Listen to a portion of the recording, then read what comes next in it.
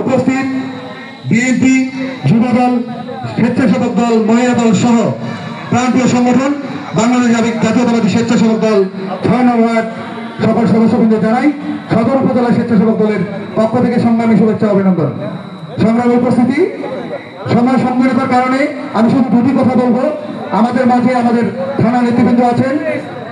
আমাদের আজকের এই বক্তৃতা সভা প্রধান উদ্দেশ্য হচ্ছে ফ্যাসিস্ট সরকারের যে আন্দোলন, এই আন্দোলনে আমাদের যে দুই ভাই শহীদ হয়েছে, একজন রহমানপুর ইউনিয়ন স্বেচ্ছাসেবক দলের সভাপতি জনাব রকি, আরেকজন আমারই চাচাতো ভাই, ছোট ভাই। সেই দিন, সেই ঘটনার আগে, তার কিছুক্ষণ আগে আমরা শাহান পারভেজের বাড়ির সামনে দিয়ে একটি মিছিল নিয়ে যাই ঠাকুরগাঁ রোডে। সেই মিছিলে শাহান পারভেজ আমাদের সাথে ছিল। মিছিল শেষে আমরা রোডে আসি।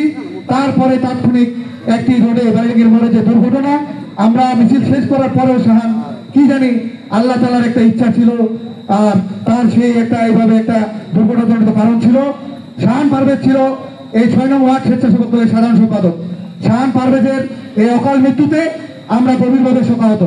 সম্মানিত উপস্থিতি, আমাদের এই ৬ নং ওয়ার্ডের স্বেচ্ছাসেবক দলের কমিটির একটা বেহাল অবস্থা হয়ে গেছে। স্বেচ্ছাসেবক দলের আজকে এই বক্তৃতা সভার উদ্দেশ্য হচ্ছে আমাদের ৬ নং ওয়ার্ডের কমিটিকে ঠেলে সাজাতে হবে। আমি আরো একটি ঘোষণা জানাচ্ছি, আগামী 15 তারিখ পল্লী বিদ্যুৎ প্রাইমারি হাই স্কুল মাঠে আমাদের মাটি ও মানুষের নেতা, যিনি বাংলাদেশের গর্ব শুধু নয়, এশিয়া মহাদেশের মধ্যে পরিচ্ছন্ন রাজনীতিবিদ, প্রাণপ্রিয়তা জনতা মির্জা ফখরুল ইসলাম আলমগীর স্যারের আগমন হবে। আপনারা সবাই শুনেন। আরেকটু পরে আমাদের ইউনিয়ন বিএনপির বক্তৃতা সভা আছে 15 তারিখ আমাদের রহমানপুরে। তো আমি আর বক্তব্য বাড়াবো না।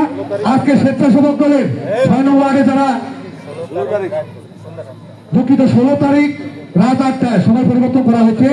16 তারিখ রাত 8টায় পল্লী বিদ্যুৎ প্রাইমারি হাই স্কুল মাঠে আপনারা আমন্ত্রিত সকলেই।